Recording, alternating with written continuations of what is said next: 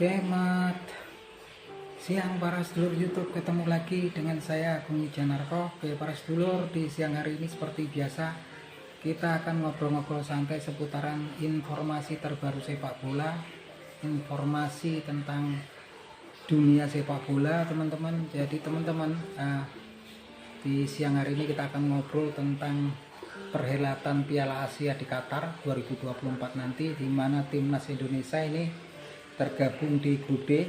Di situ ada Jepang, Irak, Vietnam dan Indonesia gitu kan. Nah, di siang hari ini kita akan bahas siapa sih kira-kira yang akan berpeluang menjadi pemenang daripada ataupun juara grup ataupun runner up di grup D ya teman-teman. Kalau menurut saya pribadi ya, banyak pengamat juga hampir pasti memastikannya, meyakinkan 99% adalah Jepang ya, calon juara grup D ya di Piala Asia nanti.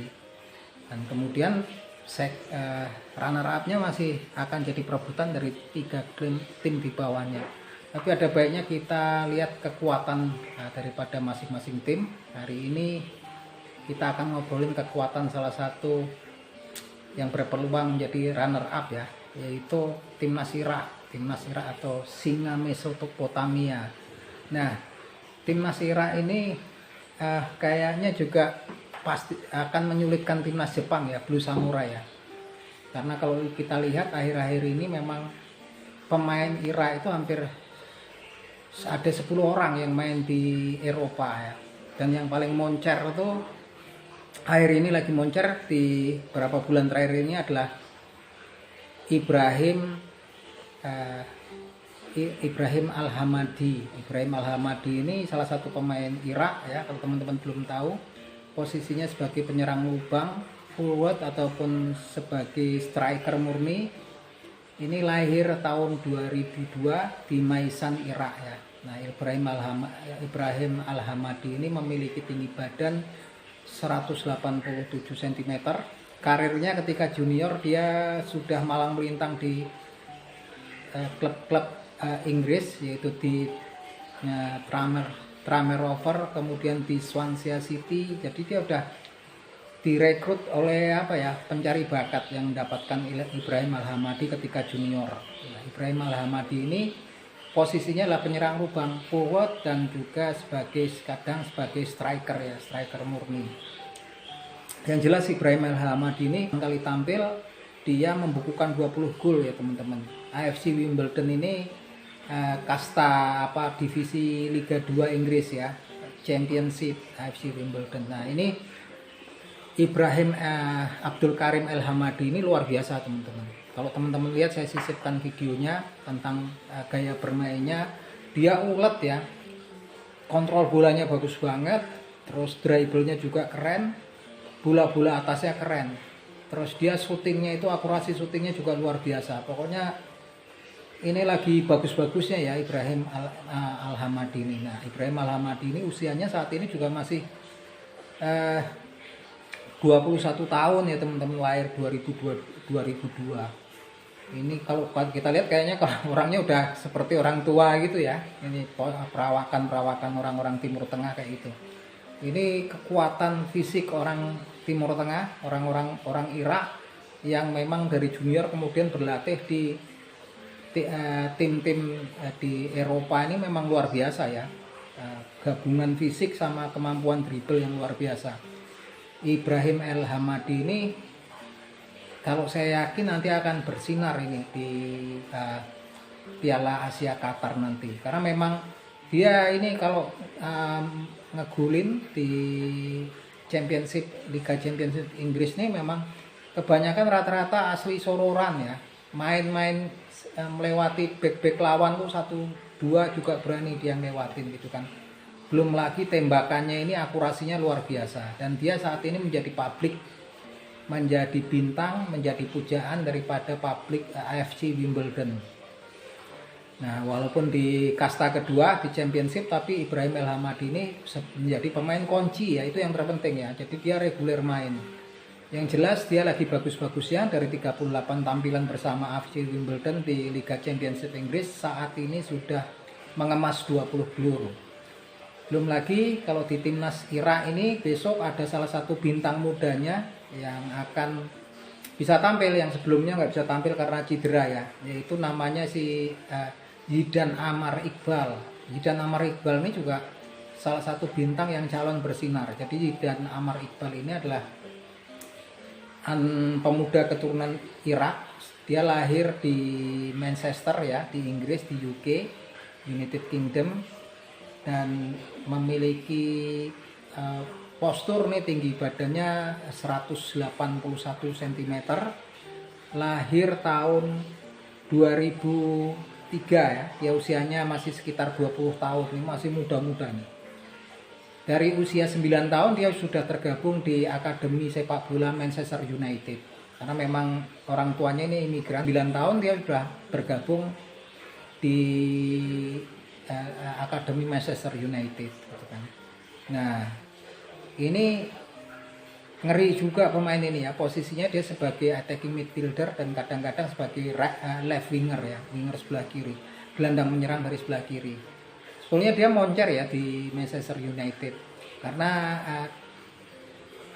kemampuan dribblenya dan kemampuan kontrol bolanya luar biasa ini, Zidan Amar Iqbal ini. Tapi kemudian memang cuman sekali dia ya sampai dengan saat ini bermain untuk tim utama daripada Manchester United, karena memang persaingannya berat ya di Manchester United, karena memang kebutuhan kerasnya Liga Inggris gitu kan. Memang kemudian yang talenta dari akademi mereka 1-2 cuman kan, kebanyakan juga pemain-pemain yang memang dari impor ya, itu seperti Anthony, kemudian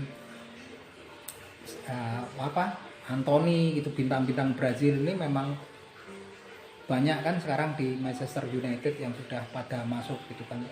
Ada Anthony, kemudian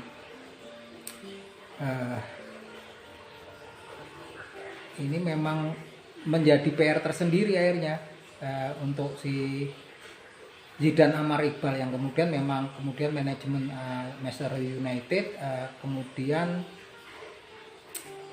membolehkan ya Zidan Amar Iqbal ini kemudian untuk ditransfer, dibeli oleh klub Liga Eredivisie divisi Belanda,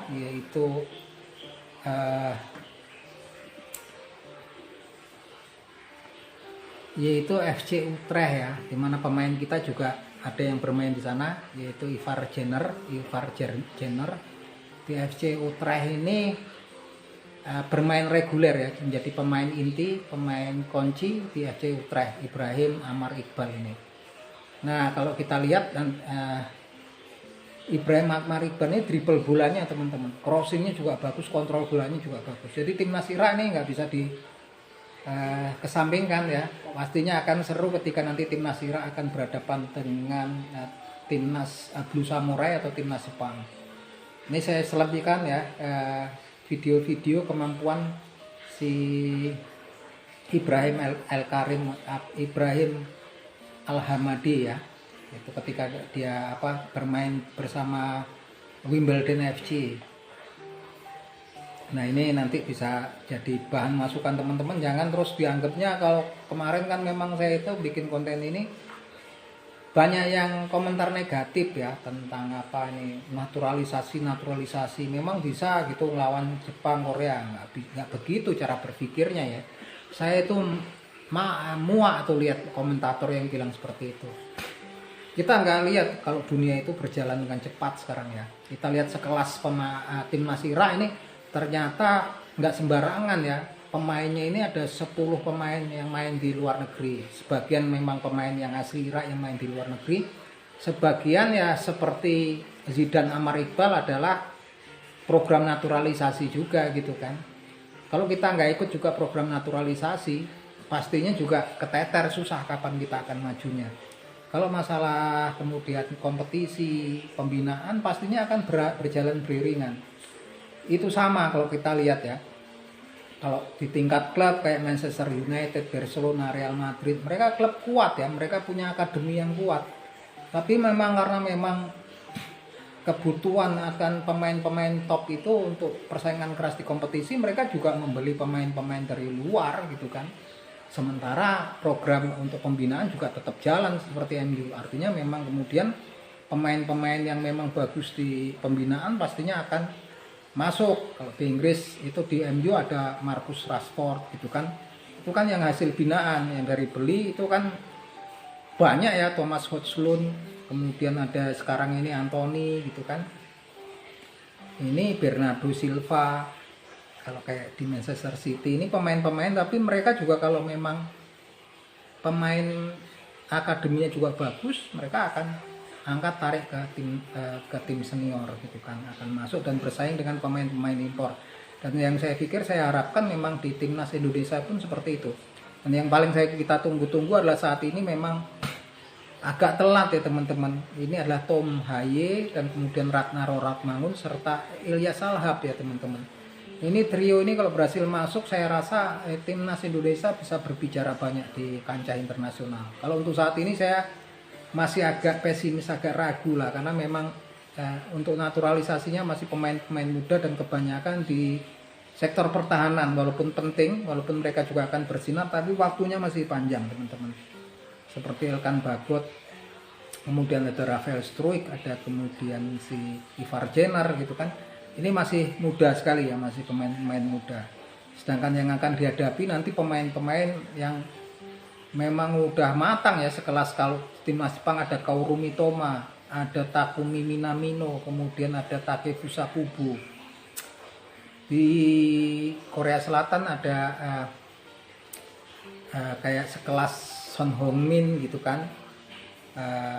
Pemain-pemain Wang Hee-chan yang memang main-main di klub Eropa ya udah, dan usianya memang udah matang. Jadi kita memang mengharapkan Bapak Erick Thohir dan jajaran PSSI untuk secepatnya ini merekrut pemain-pemain yang memang sudah berpengalaman ya, sudah matang sekelas Tom Haye, Ragnar Rathmangun, kemudian ada Ilyas Salhab. Saya yakin kalau 3 pemain yang saya sebutkan ini masuk akan sangat kuat sekali ya untuk bersaing. Tapi kalau untuk di grup D persaingannya keras sekali. Untuk berhadapan dengan Irak, saya sebutin ini Irak sekarang yang didatangkan ini pemainnya yang main di luar negeri ini ada 10 ya teman-teman. Ada 1 yang cedera ya, Danilo. Itu siapa yang kemudian saat ini dicoret. Jadi 9 pemainnya. Sebagian besar juga naturalisasi. Enggak. Kalau kita lihat sekelas timnas Maroko tuh bisa maju sekarang juga hampir separuh lebih pemain timnas Maroko itu pemain naturalisasi juga kan, dan sebagian memang bukan berkewarganaan Maroko ya, berkewarganegaraan ganda. Ada yang memang asli Maroko main di klub asing, tapi kebanyakan memang kemudian yang warga-warga keturunan Maroko yang ada di Prancis dan di Spanyol gitu kan. Jadi nggak perlu kita kemudian berkomentar negatif ataupun pesimis tentang program naturalisasi. Program naturalisasi ini memang salah satu alternatif cepat, tapi kalau nanti di fase pembinaan juga ada pemain-pemain Indonesia memang yang bagus, pastinya juga akan diberi kesempatan untuk main di timnas ya. Oke gitu teman-teman, ini sekilas obrolan singkat. Yang jelas nanti grup D itu akan seru sekali.